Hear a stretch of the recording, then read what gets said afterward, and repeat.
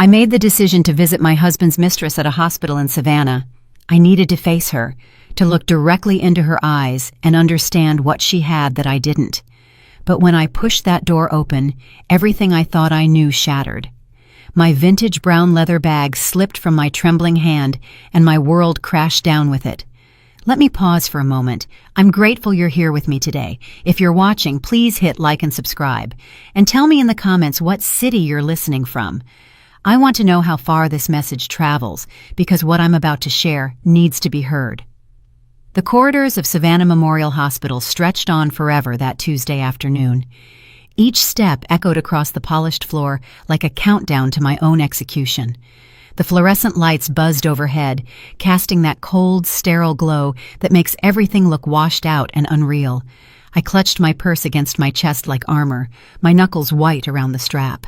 The sapphire ring from 33 years of marriage bit into my skin. Room 216, Wing C. I had memorized that number like a prayer, like a curse. It took me 3 weeks to work up the courage to come here. 3 weeks of sleepless nights and untouched meals. 3 weeks of watching my husband, Thomas, slip away from me one lie at a time. I was done playing the fool, done pretending I didn't know. The sting of disinfectant burned my nose as I stood outside her door. Amelia Rhodes, 29 years old. That was all I knew about the woman who'd been sharing my husband's bed for God knows how long. 29. I was already a nurse of 3 decades when I married Thomas, laying the foundation for what I believed would be our forever. She wasn't even in this world yet. My hand shook as I reached for the handle. Through the small rectangular window, I could see the edge of a hospital bed, white sheets, pristine and tucked tight. I had rehearsed this moment 1,000 times in the mirror back home at Magnolia Hill. I would walk in with dignity, head high. I would look at her, really look, and ask one simple question. Was he worth destroying a family for? I steadied my breathing the way I'd learned after 30 years on the front lines. In through the nose, out through the mouth. Evelyn, you've seen worse than this, I told myself. You've held the hands of the dying. You've delivered news that shattered families. You can handle looking at one home-wrecking girl in a hospital bed. But nothing prepared me for what I saw when I pushed that door open. Savannah's late afternoon sun poured through the window, laying a golden wash across the room, like a twisted romantic movie scene. And there, sitting on the edge of the hospital bed, was my husband, Thomas Hartwell, the man who kissed me goodbye that morning and said he was heading to Hartwell and Mason to finish paperwork. The man who'd been working late every Tuesday and Thursday for 6 months. He held a plastic spoon, carefully feeding applesauce to the woman in the bed. But it wasn't the feeding that stopped my heart.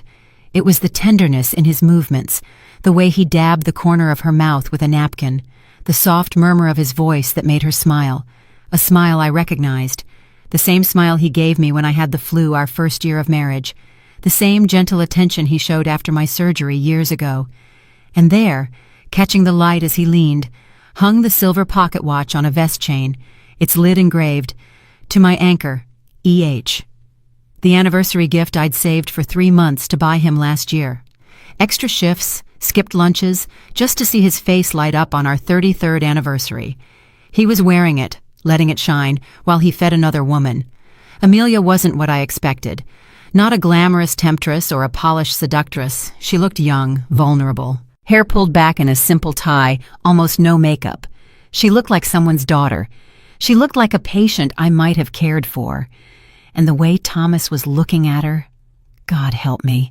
He was looking at her the way he used to look at me. My purse slid from numb fingers. The sound cracked through the room like a gunshot. My wallet, the Magnolia House keys, my reading glasses, skittered across the floor in a symphony of betrayal. Thomas's head snapped toward the door, the spoon frozen midway to Amelia's lips. His eyes met mine across that sterile space, and I watched 33 years of marriage die in a heartbeat. His mouth opened, closed, opened again, like a fish gasping for air. Evelyn, But I was already backing away, my hand fumbling for the doorframe. I couldn't breathe. The antiseptic smell was choking me. The lights were too bright. The thud of my heartbeat roared in my ears. This wasn't how it was supposed to go. I was supposed to be in control.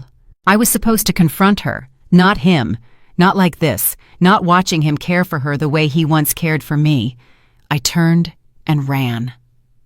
My soul squeaked against the floor as I fled down that endless hallway, past the nurses' station where colleagues might have recognized me, past visitors clutching flowers and balloons, past all the normal people living normal lives, while mine exploded behind me in room 216, Wing C. I didn't stop until I reached my car in the garage. Only then did I let myself fall apart, gripping the wheel as sobs sliced through my chest like thin knives. 33 years. 33 years cooking his favorite meals, pressing his shirts, backing his dreams, raising his children, building our home at Magnolia Hill. 33 years, and he was spoon-feeding applesauce to a girl young enough to be our daughter. But as I sat there in that dim garage, something shifted inside me. The tears stopped. The shaking stopped. And for the first time in months, my mind went crystal clear. I went to that hospital to look my husband's mistress in the eye. But what I saw in that room changed everything, because I realized this wasn't just an affair. This was about a man who could sit beside another woman's hospital bed and care for her with the same hands that once promised to cherish only me. This was betrayal so deep, so complete, it demanded more than tears. It demanded strategy. And lucky for me, I had just learned exactly what kind of opponent I was up against. But let me take you back to the beginning, because you need to understand what was destroyed in that hospital room. You need to know what 33 years of devotion looks like when it crumbles in a single breath. I met Thomas when I was 28, just off a night shift at Chatham County Medical Center. He was 26, a first-year law student with worn-down heels and dreams bigger than his empty wallet. He used to camp in the hospital cafeteria at 2 a.m, nursing a single cup of coffee for 3 hours, studying under the cold fluorescent lights. I thought he was homeless at first. "No, just broke," he said the first night I approached with half a sandwich. But not for long. I believed him. More than that, I invested in him. While women my age dated men with steady paychecks, I fell in love with potential. I worked 60 hours a week as a nurse while Thomas buried himself in casebooks, and I didn't mind. When the student loans couldn't cover both tuition and rent, I picked up extra shifts. When he needed a suit for interviews, I hunted the clearance racks and tailored the seams myself. When he was too stressed to cook, clean, or remember to eat, I became everything. "You're building our future," I told myself, through those bone-tired doubles, feet aching in nurses' clogs, hands raw from constant scrubbing. This sacrifice means something. For 3 years, I lived on 4 hours of sleep and instant noodles, so Thomas could become the lawyer he dreamed of being. I watched him graduate at the top of his class in the same cafeteria where we met, tears streaking my face as he crossed the stage. He found me in the crowd, lifted me, spun me once, and whispered, "We did it, Evie." We married 2 months later. The early years of his career were lean, but hopeful. We lived in a tiny apartment with paper-thin walls and a bathroom door that wouldn't latch, but we were building something. I stayed on nights so I could be awake when he got home, so we could eat dinner and tell each other about our day. He worked at a small firm on Bay Street then, taking any case they handed him, learning the ropes, dreaming of partnership. "One day we'll have a house," he promised, as we lay on a second-hand bed, listening to neighbors argue through the walls. "A real house, yard for you, an office for me. We'll fill it with kids and laughter and everything we never had." I believed every word. By the time Thomas made partner 8 years later, we had Magnolia Hill House, a white veranda colonial shaded by live oaks, exactly as he promised. We had children, too. Andrew, born once Thomas settled into his career. Grace 2 years later, when we thought our family was complete. I moved to day shift so I could be home in the evenings, checking homework, making dinner, shaping the life we'd dreamed. Those were the golden years. Thomas would come home and talk through his cases over supper, while Andrew and Grace chattered about classes, friends, weekend plans. We drove out to Tybee, strolled River Street, posed for Christmas cards in matching sweaters, and hosted backyard BBQs under magnolia scent and river wind. I thought we'd made it. I thought we were proof that love and honest work could build something that lasts. But children grow, dreams change shade, and apparently, so do the people you build your life around. Andrew graduated 3 years ago and moved to Chicago for an engineering job.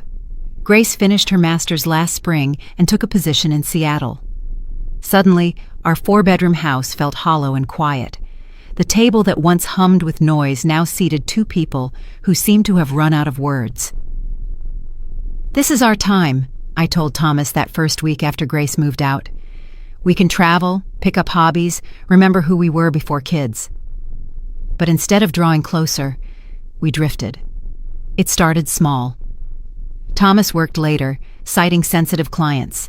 He changed his phone password, a thing he'd never done in 28 years of marriage.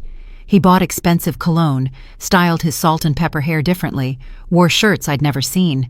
When I complimented him, he brushed it off like it embarrassed him. "Just staying current, Evelyn," he muttered, avoiding my eyes. The late nights became routine. 3 nights a week became 4, then 5. He came home after I was already in bed, slid under the covers smelling of that new cologne, and whispered that he'd eaten at the office. By morning, he'd be gone before I woke. Just a coffee cup in the sink and a hastily scribbled note about another long day. Our conversations turned purely functional. "The lawn needs cutting. Your mother called. Don't wait up." We moved around each other like polite strangers sharing a roof, and when I tried to talk, he accused me of clinging. "We're not in our 20s anymore, Evelyn," he said one evening when I suggested dinner out like we used to. "We don't need to be attached at the hip." But I wasn't asking to be attached at the hip. I was asking to feel like his wife instead of his housekeeper. The final warning sign came 6 months ago. I surprised him at the office with lunch from his favorite deli, something I used to do often when the kids were little. The secretary at Hartwell & Mason LLP, Mrs. Patterson, looked bewildered when I introduced myself. "Mrs. Hartwell, but I thought—" She caught herself, cheeks flushing. "Oh, you're Thomas's wife. Of course. He's just in a meeting."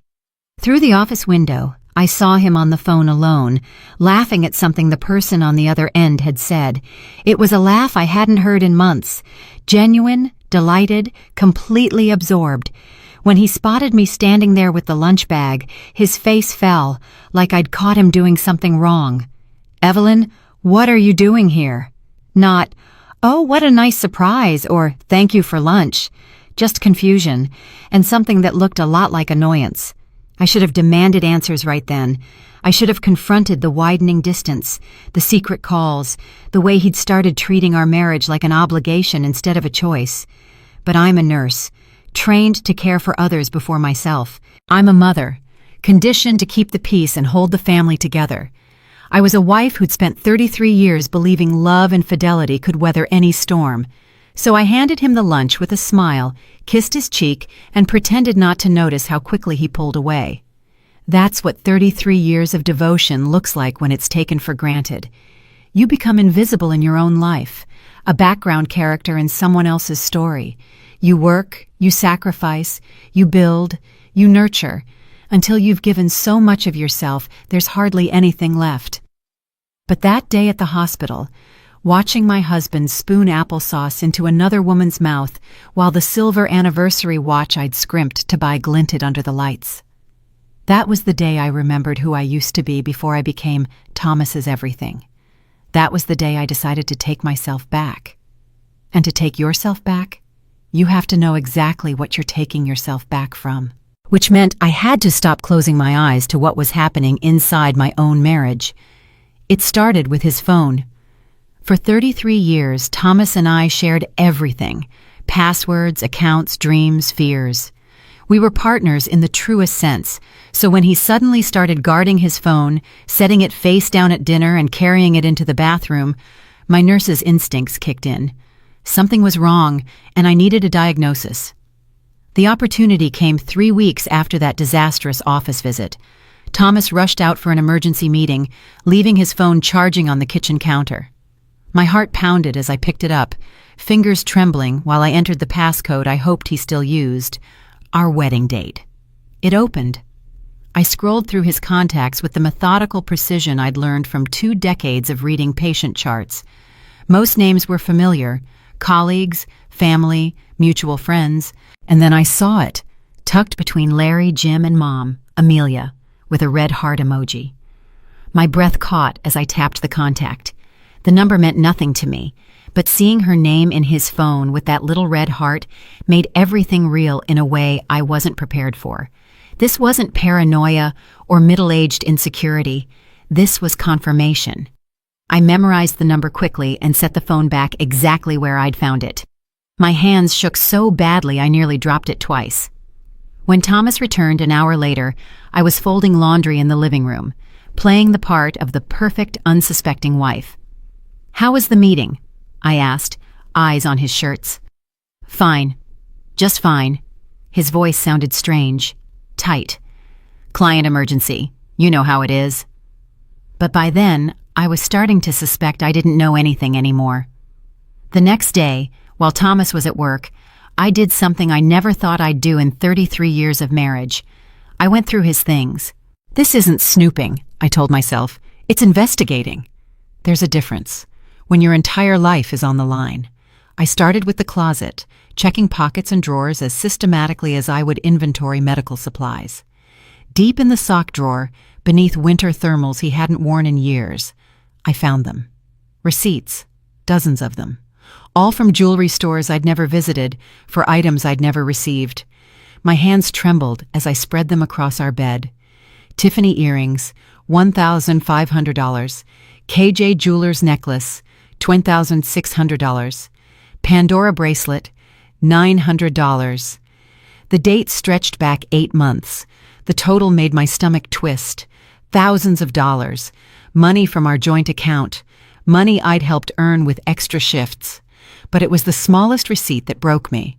A simple gold chain from a boutique downtown, purchased 2 weeks earlier. On the back, in Thomas's handwriting, "For A, until you're feeling better, love always, T. Love always." I sat on our bed, the bed where we'd made love, raised children, whispered dreams, and felt something die inside my chest. This wasn't just physical betrayal. This was emotional intimacy, financial deception, and something that looked suspiciously like love. That night, I pretended to read while Thomas typed on his laptop in the living room. But I was listening, the trained nurse in me catching every word, every inflection, every pause in his conversations. Around 10, his phone rang, and I heard him answer in a voice I hadn't heard in years. Soft, concerned, tender to the point of cruelty. "Hey, beautiful, how are you feeling tonight?" I gripped my book so tightly the pages wrinkled. I know. I wish I could be there too, but visiting hours are almost over, and you need your rest. Visiting hours. My blood turned to ice. "What did the doctor say?" No, that's normal after what you've been through. You're going to be fine, I promise. I'll be there first thing in the morning." I heard him start to pace, those familiar footsteps he fell into whenever something truly important had him worried. "Amelia, listen to me. You're going to get through this. We are going to get through this. I'm not going anywhere. Do you hear me?" The call went on another 20 minutes, full of reassurance, promises, and the kind of intimacy married couples reach for when health fear grips them. Only he wasn't having that conversation with his wife. He was having it with the woman whose name carried a red heart in his phone. Thomas hung up. I heard a rapid clatter of keys. I crept to the top of the stairs and held my breath as he placed another call. "Dr. Monroe, this is Thomas Hartwell.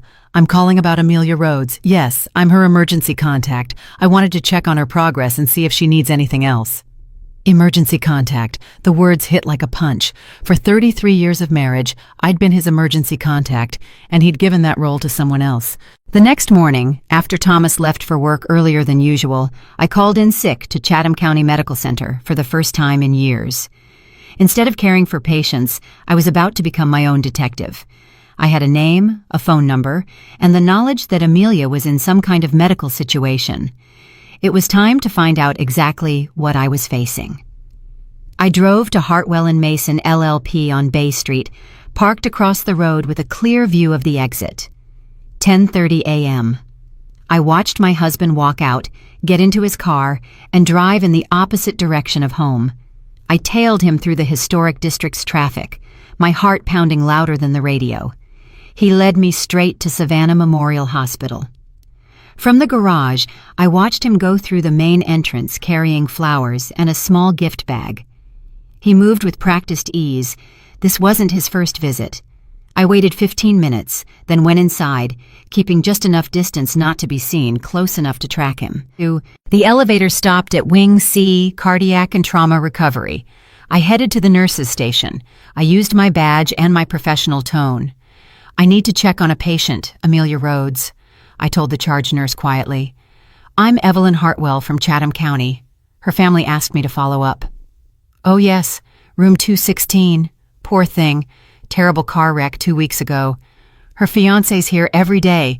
So devoted." Fiancé. The floor seemed to tilt. "Yes, very devoted," I managed. "Are you family too?" the nurse asked kindly. I looked down the hall toward room 216, where my husband was probably sitting beside another woman's bed, holding her hand and whispering words that used to be mine. "Something like that," I said. On the walk back to my car, everything clicked into place with terrifying clarity. The late nights, the secret calls, the expensive jewelry, the emergency contact. Thomas wasn't just having an affair, he was living a double life. Worse, he was playing the role of devoted partner at a hospital bedside while his legal wife sat at home, unaware she'd been replaced. But there was something Thomas didn't know about the woman he married 33 years ago. Nurses are trained observers. We notice details, track patterns, and, most of all, we don't give up when a patient's life is on the line, and my life was on the line.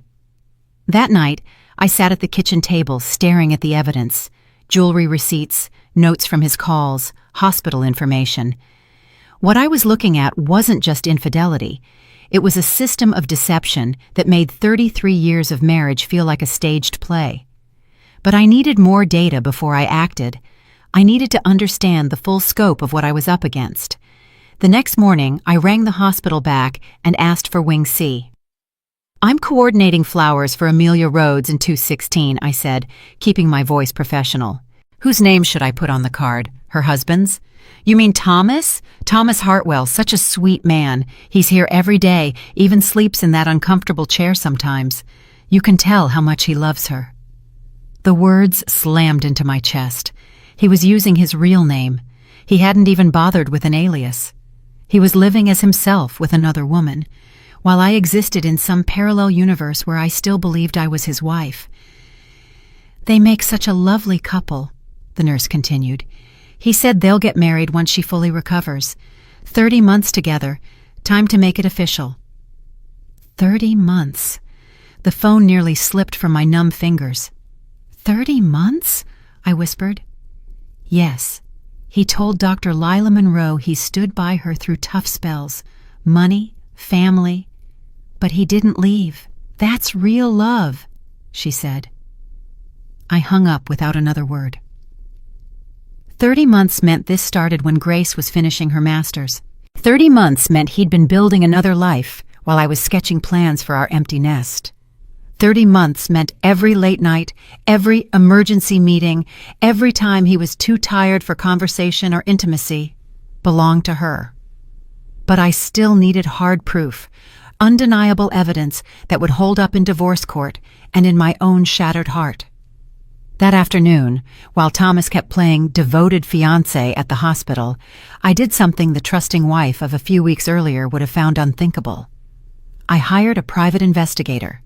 And not just anyone. I called my sister, Clara Whitmore. Clara had always been the tough one. Where I chose nursing to care for people, she chose law enforcement to peel back lies. We'd grown apart over the years, in part because Thomas never liked her skepticism about marriage. Now I understood why she'd always looked at me with that wary glint whenever I talked about my perfect husband. "Evie, my God, when was the last time you called me?" Clara's voice was warm but surprised. "Too long," I admitted. "Clara, I need you. Professional help." "What's going on?" I told her everything. The phone calls, the jewelry receipts, the hospital visits, the title of emergency contact. Clara listened without interrupting, and I could almost hear her investigator's brain sorting every piece. 30 months, she said at last. This isn't a midlife crisis, Evie. This is a parallel life. What do you have on Amelia? Almost nothing. Name, age, currently hospitalized. Give me 48 hours. I'll dig up everything, and how deep this hole goes. Clara worked fast, painfully fast. Evie, sit down, she said 2 days later. I was parked outside the grocery store, afraid to say any of this in Magnolia Hill, where Thomas might come home early. Full name, Amelia Rhodes, 29. Front desk at a notary's office. Florida originally, just moved back to Savannah. But here's the part that's going to hurt. A lease. My blood went cold. What kind of lease? 2-bedroom at Forsyth Row Apartments. 2 names on it, Thomas Hartwell and Amelia Rhodes. Started 24 months ago, $2,000 a month. Rent pulled from your joint savings. The numbers hit like a series of blows. 24 at $2,000, $48,000. Our money. Money I'd scraped together. Money I thought was for retirement and safety. There's more.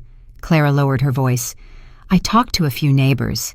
They know him as Amelia's boyfriend, then her fiancé. He's there most weekends, sometimes midweek. They've seen him hauling groceries, fixing little things, acting like a live-in partner. So he's been maintaining 2 households, 2 lives, I said, and my voice sounded strange to my own ears. Worse, Clara said. The accident report. She pulled out from the apartment and hit a concrete divider. ER intake at Savannah Memorial lists her as engaged to Thomas Hartwell. He filed the paperwork. Pat, I sat in the parking lot watching normal people live normal lives while my reality corroded. This wasn't just betrayal. This was systematic replacement. While I lived as his wife, he built another life where I didn't exist. What are you thinking? Clara asked softly. I'm thinking, I said slowly, that for 33 years I've been playing by rules only I was following. What do you want to do? The question hung there. Did I want to storm in and confront him? Demand explanations for the inexcusable? Beg him to choose me over a 29-year-old who'd been playing house for 2 years? The old Evelyn would have done exactly that. Cry, plead, try to hold on to a man who'd already decided I wasn't worth fidelity. But in that parking lot, clutching the cruelest stack of evidence of my life, I understood something important. I didn't want him back. I wanted justice. I want to expose him, I said. I want everyone who thinks he's the devoted husband to see who he really is. I want real consequences. Now you sound like a Whitmore, Clara said, a smile in her voice. But we're going to be smart. No emotional fireworks, no early theatrics. We gather everything, financial records, proof of the double life, documentation of the lies. Then we take him apart piece by piece. What do you need from me? Access to your financials. If you can touch his computer, great. And most important, you have to act normal until we're ready. Can you do it? Smile? Play the good wife while we build the case? I thought of the man who might come home tonight worn out from a day at his mistress's bedside, expecting me to warm his dinner, to ask about his day, while I pretended not to know he was living an elaborate lie. I can do it, I said. I've been playing that role for 2 years. A few more weeks won't kill me. Good. Because when we're done, Thomas Hartwell is going to learn what happens when he underestimates a woman who's spent her life taking care of other people. We're going to show him. Nurses know how to fight for a life. And who's the patient? I am, I said. My dignity, my financial safety, my future, everything he quietly tried to steal while I wasn't looking. I drove back to Magnolia Hill to cook dinner for a man engaged to someone else, and for the first time in months, I felt hope. Not hope that the marriage could be saved, that died in room 216, but hope that I would survive and come out stronger, and hope that Thomas Hartwell was about to learn exactly what kind of woman he'd betrayed. In 3 days, Clara and I built what she called the performance of a lifetime. We needed Thomas to believe I was broken, defeated, and, most importantly, out of the way. The goal? Create an opening for him to make a mistake, big enough to give us everything the court would need. Men like Thomas get comfortable inside their lies, Clara said, as we sat in her office, surveillance gear and legal files all around, a wooden hard drive on the desk engraved "Whitmore Investigations waiting to swallow evidence." He's been juggling 2 lives for 30 months, convinced he's smarter than everyone. We're going to use that arrogance against him. He'd been juggling 2 lives for 30 months, which meant he believed he was smarter than everyone. We would use that arrogance against him. The plan was simple, elegantly so. I would stage a breakdown, tell Thomas I needed space to think about our marriage, then leave Magnolia Hill as if I were going to stay with Clara for a while. But instead of leaving Savannah, I would watch, record, film everything he did once he thought he was free to do whatever he wanted. "The key is selling the hurt," Clara said, adjusting a hidden camera disguised as a crystal photo frame. "You have to look fragile, not suspicious, defeated, not angry. Can you do that?" I studied my reflection in her office mirror and barely recognized myself. 3 weeks of investigation had carved new lines around my eyes, stripped the softness from my face. Selling the hurt. Maybe I didn't need to act. "I've been rehearsing a breakdown for 33 years, I said. "I can do it." We planted 5 cameras in strategic spots around Magnolia Hill: the living room, the kitchen, the primary bedroom, the guest room, where Thomas had been slipping off to, and the hallway overlooking the oak staircase. Clara's gear was sophisticated enough to capture video and audio, small enough to disappear into the honeyed light. "Remember," Clara warned as she checked the connections one last time. "Once you leave that house, don't go back until we have what we need. No matter what you see, no matter how furious you get, let him hang himself with his own choices." Ciao, I'll see you tomorrow. Friday night, I waited for Thomas to come home from his client meeting, which I now knew was another hospital visit. He looked emotionally wrung out, like a man who'd been caring for someone he loved. The irony would have been funny if it weren't tearing my life apart.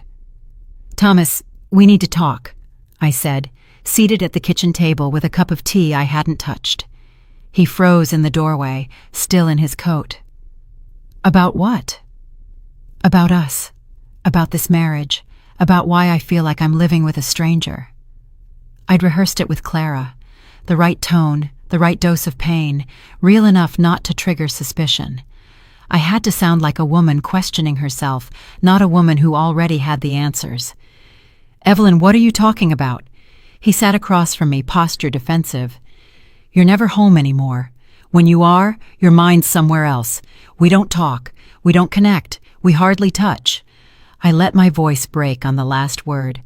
"I feel like I'm losing you, and I don't know why." "That's ridiculous. I'm working hard for our future." "Our future!" I looked him straight in the eye, letting him see real pain. Not from losing him, but from realizing I'd lost him long ago. "What future, Thomas? When was the last time you talked about a trip, about retirement, about anything besides your schedule?" He shifted in his chair. "We're adjusting. The kids are gone. We're getting older. Things change." "That's exactly what I'm afraid of," I whispered, letting tears arrive right on cue. "That we've changed so much there's nothing left to save." Something flickered across his face. Guilt, maybe, and vanished. "What do you want me to say, Evelyn?" "I want to know if there's anything left worth fighting for. If you still love me, or if I'm just convenient." The word hung there like a dare. He looked down at his hands, and I watched him make a choice. Not the choice to confess, not the choice to fight, but the easy exit. "Maybe some time apart would be good for both of us. Give us space to figure out what we really want." The relief in his shoulders told me everything about where his heart was. "You're right," I said softly, dabbing at tears. "Maybe I should stay with Clara for a while." "How long?" "I don't know. A week, 2, or longer, until it's clear whether there's anything left to save." He nodded, already arranging an empty house in his mind. "That sounds reasonable. The next morning, after Thomas left, I packed. Enough clothes for a long stay. I hugged him goodbye at the front door, shoulders fragile, eyes red, playing the confused, loving wife who still cared. "Take care of yourself," I said, meaning it in a way he couldn't fathom. "You too. Call me if you need anything." As I drove away from Magnolia Hill, the house I helped buy, where I raised Andrew and Grace, where 33 years of memories lived, something unexpected rose in me. Excitement. For the first time in months, I was acting instead of enduring. I was striking back, striking. Forsyth Row Apartments, the little place Clara rented, became our command center. We built a wall of monitors, streaming the camera feeds from Magnolia Hill. On the table, a wooden hard drive engraved, "Whitmore Investigations," waited to swallow evidence. "Now we wait," Clara said, settling into the chair beside me. "And watch Thomas show you exactly who he is." We didn't wait long. 2:30 p.m. Sunday. Not even 24 hours after I left, Thomas's car turned into the drive. But he wasn't alone. Through the frame of the white veranda and the front door, I watched him ease a young woman out of the passenger seat. She moved carefully, the posture of someone still recovering, and he supported her with the tenderness of a devoted caregiver. Amelia Rhodes was seeing our home. "Deep breaths," Clara murmured, eyeing my clenched hands. "Remember the goal. Let him make mistakes. The bigger the better." "Asto." I watched my husband unlock the door and lead another woman over the threshold of Magnolia Hill as if it belonged to her. I watched him give her the tour of the house I decorated, pointing out our children's photos, our holidays, our shared life.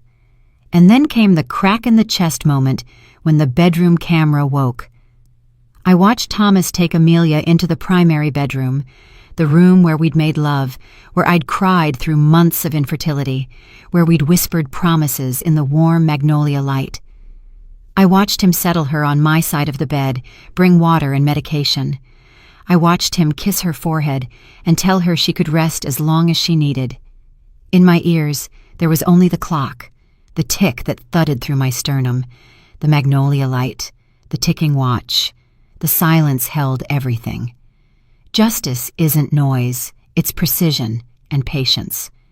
I watched him press a light kiss to her forehead and tell her she could rest as long as she liked.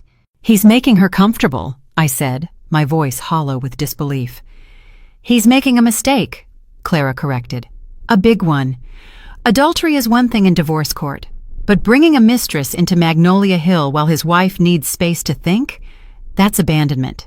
That's intentional infliction of emotional distress. It shows a man already divorced in his mind." On the screen, I watched Thomas tuck a blanket around Amelia with the same care he once gave me after my surgery years ago. I watched him smooth her hair and whisper something that made her smile. I watched my husband treat another woman like a wife in the bed where he'd promised to forsake all others. "How long do we let this go on?" I asked. Clara looked at the monitors, the evidence piling up in real time, the man handing us everything we'd need to ruin him in court. "As long as it takes," she said softly. "He's giving us a gift, Evelyn. He's documenting his own betrayal. Oh, all we had to do was let him keep talking. And he did. For the next 3 days, those cameras captured conversations that will haunt me for a long time, and gave me everything I needed to take my life back. The first morning was almost bearable. I watched Thomas bring Amelia breakfast in bed, our bed, and help her with her medication. It hurt, but it was the kind of caretaking a nurse like me can understand. After all, she was recovering from an accident. And despite everything, I am a nurse. I can honor compassion, even when it's lavished on the woman who took my husband. But by day 2, what filled the screens wasn't caretaking anymore. It was replacement. "Oh my God," Clara breathed, pointing to the bedroom feed. "Is she going through your jewelry box?" I sat frozen as Amelia settled at my antique vanity, the white oak dressing table Thomas restored for our 10th anniversary, and tried on my things. She lifted my pearl earrings into the warm light, the pair Thomas gave me on our 25th. She fastened my grandmother's gold bracelet around her wrist, admiring how it looked against her skin. "These are beautiful," she said, glancing at Thomas, who watched from the bed with an indulgent smile. "Where did they come from?" "Just some old things left behind," he said lightly. "The previous owner had questionable taste, but a few pieces are worth keeping." Previous owner. The words hit me like a blow. I wasn't a wife taking space. I wasn't even an ex-wife. In Thomas's story, I was just the previous owner who'd left a few unwanted items. "I love this bracelet," Amelia said, still studying my grandmother's heirloom in the mirror. "It suits my skin tone." "Then it's yours," Thomas said. "Everything in that box is yours now." My knuckles went white around the chair arms. Clara's hand settled steady on my shoulder, but her eyes never left the screen.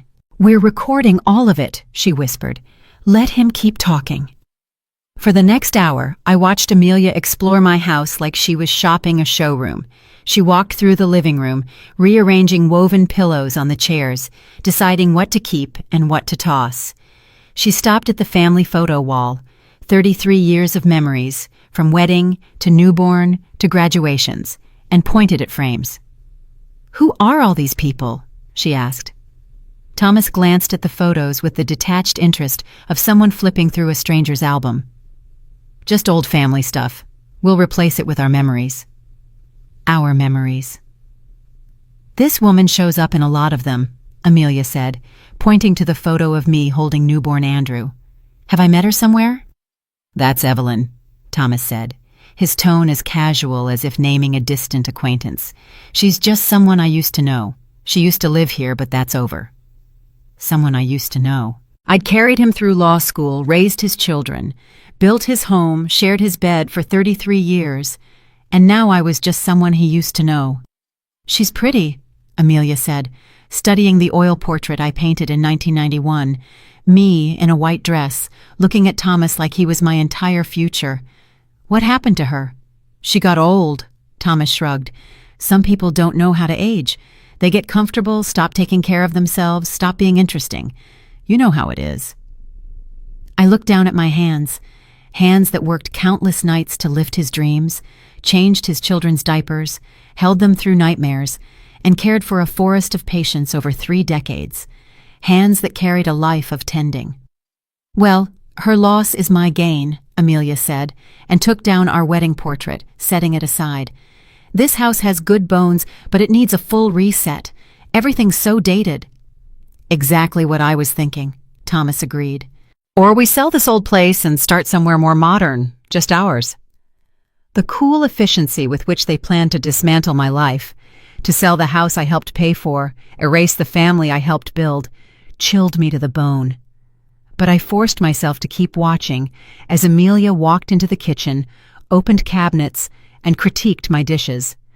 "These mugs are awful. Who needs this many coffee cups?" She pulled them out, setting them across the counter. "We'll donate all of this and start over with something more stylish." Those mugs were family breakfasts, lazy Sundays, whispered midnight tea. Each one carried a story. To Amelia, they were just clutter. Then the deepest cut. She found my white blouses still hanging in the bedroom closet, the county care unit badge catching the light. "What are these awful things?" she said, lifting a set of scrubs with open disgust.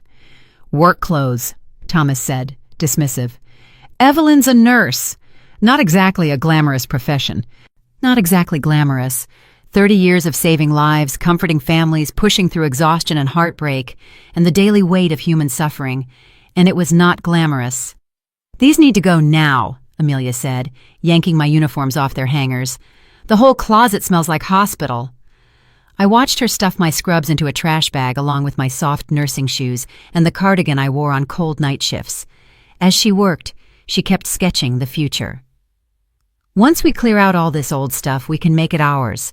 New furniture, new decor, maybe knock out a wall to open it up, start completely fresh." "Whatever you want, baby," Thomas said, watching her with obvious adoration. "This is your house now." Your house now. But the worst was still coming. On the third day, Amelia found my nursing awards in the office, certificates for excellent patient care, commendations for emergency response, a plaque honoring 30 years at Chatham County Medical Center. "Look at all these dusty old certificates," she said. "Who keeps junk like this?" "Evelyn's always been sentimental about meaningless things," Thomas replied. "She never knew how to let go of the past." I watched Amelia gather 3 decades of my professional life, proof of lives I'd helped keep in this world, and dump them into a trash bag like expired coupons. "There," she said, stepping back to admire the bare wall. "Much better. We'll put our vacation photos here." Our vacation photos? From trips they'd clearly taken while I thought Thomas was working late. "You know what?" Amelia went on, still high on her redecorating spree. "We should take all these family pictures down. I don't want to look at another woman's life every day." "Great idea," Thomas nodded. "We'll box up all the old photos, maybe donate them or something." I watched my husband help another woman erase every trace of the life we built. Wedding shots, baby pictures, vacations, anniversaries, 33 years of memories packed up like leftovers at a garage sale. "This is so exciting," Amelia said, admiring the bare walls. "It's like we're creating our own little world here." "Our own little world," Thomas echoed, pulling her into his arms. "Just you and me. No baggage from the past." No baggage from the past. That's what I was to him. Not a wife, not Andrew and Grace's mother, not a partner of 33 years. Just baggage to be handled, like the nursing plaques and family photos. "I can't watch anymore," I said, rising from the monitor wall at Forsyth Row. "Yes, you can," Clara said, firm. "Because in 3 days we've got enough to take him for everything he's worth. Adultery, abandonment, intentional infliction of emotional distress, financial fraud. He just handed us a divorce case for the ages." She was right. Numb as it made me, Thomas was destroying himself with every casual cruelty, every dismissive line, every decision to treat our marriage like it never mattered. "What's next?" I asked. Clara smiled, and it wasn't sweet. "Next, we remind Thomas Hartwell that the woman he used to know is about to become the woman he'll never forget." But before we staged the confrontation, Clara insisted, "Something's off about Amelia's hospitalization. Car crashes rarely trigger psych evals, and the timeline's weird.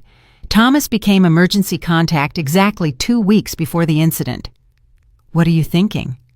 "We need the full medical record. Luckily, you have access most people don't." The next morning, I called Dr. Lila Monroe, cardiology at Savannah Memorial, a longtime colleague. We'd traded shifts, covered each other's nights, survived more hard cases than I could count. If anyone could help me see what needed seeing, it was Lila. "Evelyn, what a surprise." Lila's voice was warm. "I heard you were taking some time. You okay?" "Family issues," I said, which wasn't entirely a lie. "Lila, I need a professional consult on a case that may impact my family." "What kind of case?" I drew a breath. "Medical records for Amelia Rhodes, admitted to Wing C, room 216 about 3 weeks ago for a reported car accident." A pause. "Evelyn, you know I can't just pull random charts. What's your connection to this case?" "Her emergency contact is someone I know very well. I'm concerned family dynamics could affect the patient's safety. Not the full truth, not a full lie. Lila had been in this work long enough to know that sometimes we protect patients from their own personal networks. "Give me 20 minutes, she said. "I'll pull the file and call you back." 20 minutes stretched into an hour. Clara and I sat amid cables and monitors, watching Thomas and Amelia continue their private family illusion, while I waited for information that could change the game. When Lila called back, her voice was careful. "Evelyn, you should come in. There are things we should discuss face to face." An hour later, I sat in Lila's glass-walled office at Savannah Memorial. She spread Amelia Rhodes's chart across the desk. My blood went cold at the first line. "Initial report, single vehicle collision, patient unconscious at scene," Lila pointed. "But look at the ER admitting note." Neat handwriting. "Patient regained consciousness during treatment. When asked about the accident, patient became agitated. I just wanted it to stop hurting." Significant emotional distress noted. Psychiatric consult recommended. Keep reading, Lila said quietly. The psych evaluation cut like a blade. Patient reports 2.5-year relationship with a married man who refuses to leave his wife. Has been living in limbo, waiting for promises that never materialize. Expresses hopelessness about future. When asked about circumstances of accident, patient broke down. If something happened to me, he'd finally realize how much he loves me. My hands shook. The diagnosis line. Suicide attempt by intentional collision at 35 km/h following an argument about the timeline for ending the man's marriage. She tried to kill herself? I whispered. And look who's listed as emergency contact on every single form, Lila said, tapping signature after signature. Thomas Hartwell, fiancé. Thomas Hartwell, primary contact. Thomas Hartwell, medical decision maker. He signed everything, she continued. Insurance authorizations, treatment consents, psych consult approvals. For 3 weeks, he's effectively acted as next of kin. There was more.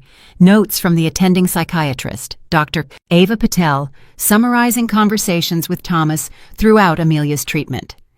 Emergency contact states, patient has been emotionally unstable for months, previously threatened self-harm when he attempted to create distance.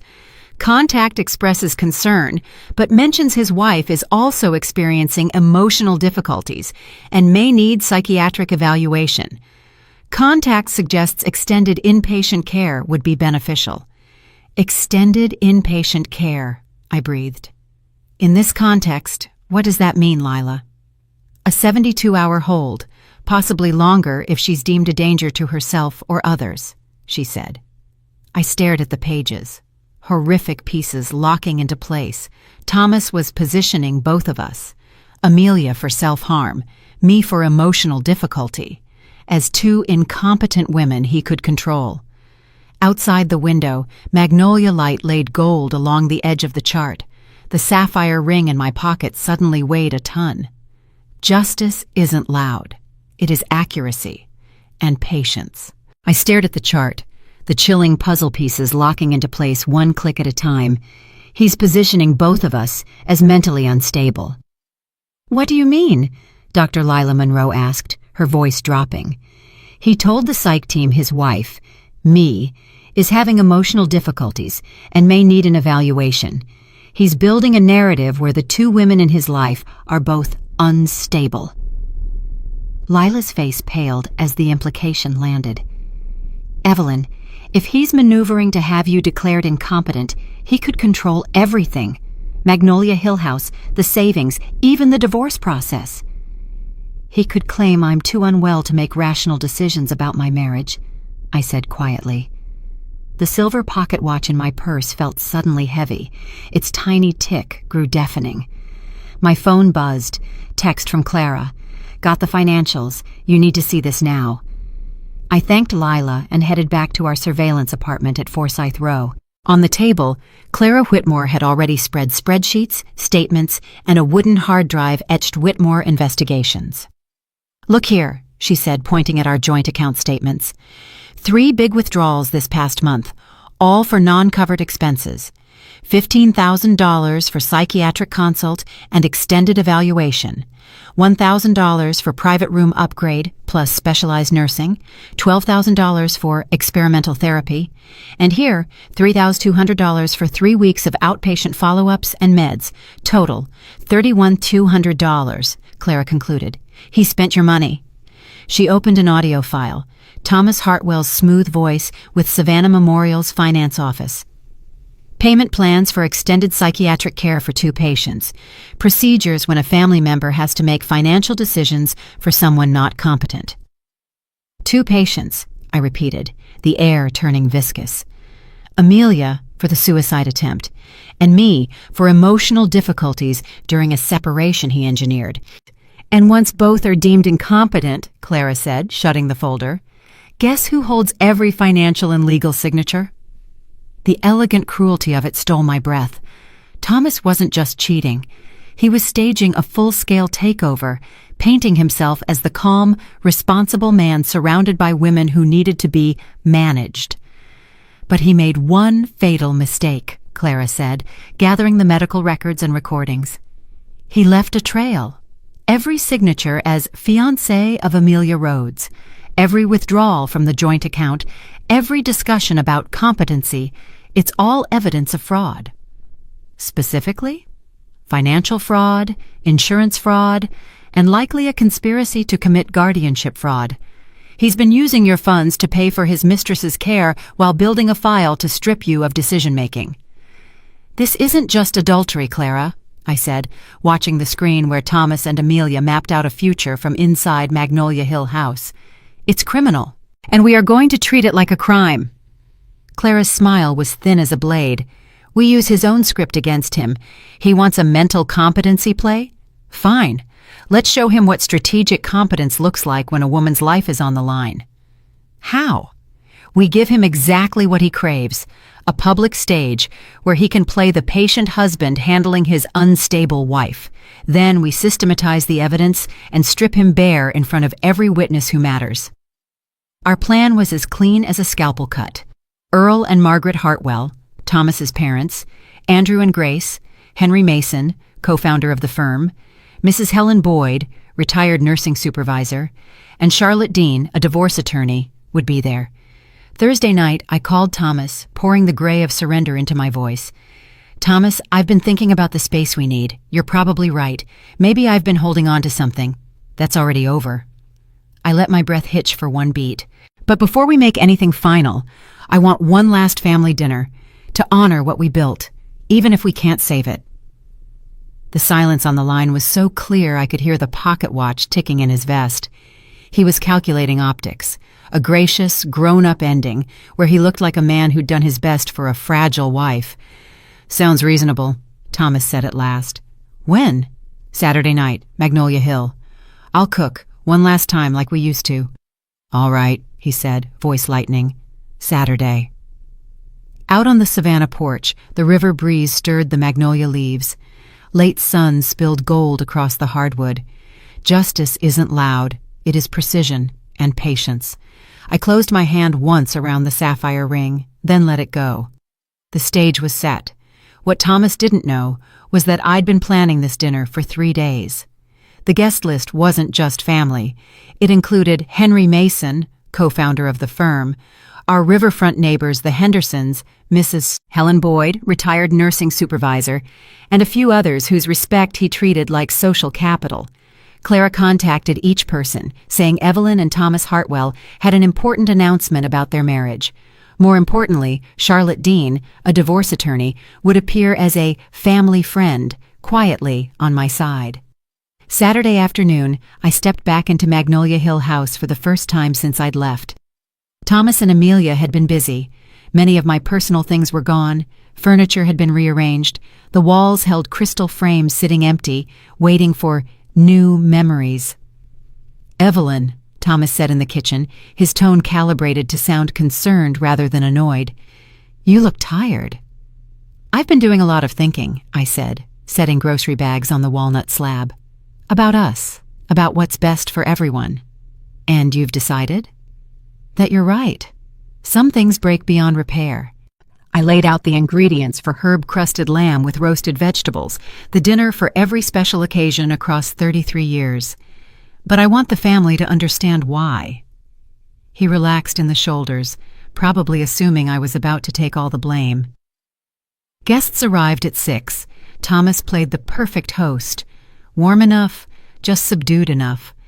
I don't see the family photos, Margaret said, looking around. Evelyn's in the kitchen, Thomas answered smoothly. This has been an emotionally challenging time for both of us. Emotionally challenging, the foundation of his unstable wife narrative placed neatly in front of witnesses. At 7, I invited everyone into the Magnolia Hill dining room. The table was set with our white magnolia china, the set Amelia had called dated, but it had served 12 Christmases and a lifetime of anniversaries. Thomas took the head of the table.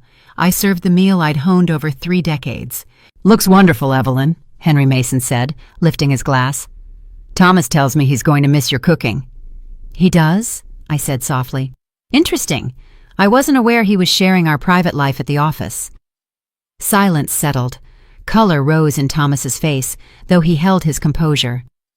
"Evelyn, people are just concerned about us," he said, using the patient tone one reserves for the overly emotional. "Exactly. That's why I asked everyone here tonight." I stood. My hands were steady, though adrenaline drummed in my veins. "Because there are some things I need to share. Maybe we should—" "Keep pretending," I cut in. "Keep playing the confused, unstable wife while you rewrite our history?" The dining room held its breath. Thomas's eyes flicked around, searching for footing. "Evelyn, you're not well. Everyone can see you're struggling." "What everyone can see," I said firm, "is a woman exhausted from being manipulated by a man who's lived 2 lives for 30 months. Andrew's fork hit his plate. "Mom, what are you talking about?" I didn't answer. I stepped into the living room and returned with a laptop and a small speaker. "Let me show you." Thomas blanched. "Evelyn, what are you doing?" "Telling our family the truth." I played the first clip Clara had cued. Amelia's voice filled the room. "Who are all these people in the photos?" Thomas's voice followed. "Just old family stuff. We'll replace it with our own memories." "This woman shows up in a lot of them. She looks familiar." "That's Evelyn. Just someone I used to know. She used to live here, but that's over." Silence congealed. Earl froze, staring at his son like a stranger. "Where did you get that?" Thomas snapped, the veneer cracking. "From the cameras Clara and I installed before I left." I gestured toward the doorway as Clara and Charlotte Dean stepped in. "The same cameras that recorded you bringing another woman into our marriage bed." "You spied on me." "She documented crimes," Clara said, setting a wooden Whitmore Investigations drive beside a stack of statements. "Financial fraud, insurance fraud, conspiracy to commit guardianship fraud. You used joint funds, $31,200 in medical expenses among them, for your girlfriend, while building a file to have Evelyn declared incompetent." Henry leaned forward, litigator instincts sparking. "What medical expenses?" Charlotte produced the Savannah Memorial records. Psychiatric treatment after an intentional crash. Thomas Hartwell signed as emergency contact and medical decision-maker for Amelia Rhodes. A sharp sob escaped Margaret. Mrs. Helen Boyd frowned. "You managed medical care for someone who isn't family." "It's not what it—" Thomas began. "It's exactly what it sounds like," Clara cut in, playing another clip. Thomas's careless voice. "She got old. People stopped being interesting." Earl shook his head, his chair scraping the hardwood. "And the worst part," I said evenly, "you told the medical team that I'm also unstable and should be evaluated, so you could control the finances and the law." Charlotte set a stamped packet in front of Thomas. "Divorce petition, already filed. Grounds, adultery, financial fraud, intentional infliction of emotional distress, criminal complaints for fraud and abuse of authority. Demand $200,000. "You can't prove any of this," Thomas said, but his voice lacked power. "Actually," Clara lifted a USB, "we have 3 weeks of video and audio of you bringing Amelia into Magnolia Hill, tossing Evelyn's belongings, and discussing selling the house without your wife's consent." Grace shot to her feet, eyes wet. "Dad, is this true?" Thomas faltered. "It's complicated." "It isn't," Andrew said, fingers white on the table's edge. "It's betrayal." The crystal chandelier poured light across the magnolia wood table. The silver pocket watch nicked the rim of a glass. Tick. I turned the sapphire ring and felt the metal go cool against my skin. "Cat got your tongue, Thomas?" I met his eyes. Justice isn't loud. It is precision and patience. Tonight, everyone saw it. The room exploded into voices. Earl demanded an explanation. Margaret sobbed. Henry Mason pressed legal questions, and the Hendersons stared in stunned disgust. In the middle of it, Thomas sat motionless, watching the story he'd so carefully constructed collapse around him. "One more thing," I said. The room fell silent again. The divorce settlement requires I take full ownership of Magnolia Hill House, receive half of all assets, including your equity in Hartwell and Mason, LLP, and spousal support based on 33 years of marriage. The criminal complaints include restitution for every dollar of marital funds you diverted to your girlfriend's medical care. Charlotte Dean laid another stack of papers in front of Thomas. You're also under a restraining order. You are to contact Evelyn only through counsel. As Thomas flipped pages, his face cycled through shock, anger, resignation, and I felt something I hadn't had in a very long time: control of my own life. By the way, dinner was delicious, I said, lifting the old brown leather bag onto my shoulder and heading for the river porch. It's the last meal I'll ever cook for you. And I walked out of the house where 33 years of devotion had been treated like clutter, leaving behind a man who finally learned the difference between a devoted wife and someone he used to know. 6 months later, I sat in a sunlit unit at Whitaker Lofts, windows overlooking the red tile roofs of downtown Savannah, the final decree in front of me, ending my marriage, beginning my new life. The legal consequences came swift and clean. The State Bar of Georgia moved the moment Charlotte filed. Evidence of financial fraud, false declarations of marital status on legal forms, attempts to abuse powers of attorney and insurance. This wasn't private morality anymore. It was a strike at the core of the profession. Thomas Hartwell has been permanently disbarred, Clara said as we sipped coffee at Harper Cafe on Oglethorpe Avenue. The Hartwell and Mason sign on Bay Street is down, and he owes you $200,000 in restitution for misused marital funds. The money wasn't what mattered most, though it helped me start over at 56. More important was that his instruments of manipulation had been taken away. What about the house? I asked. Sold, per the decree, Clara said.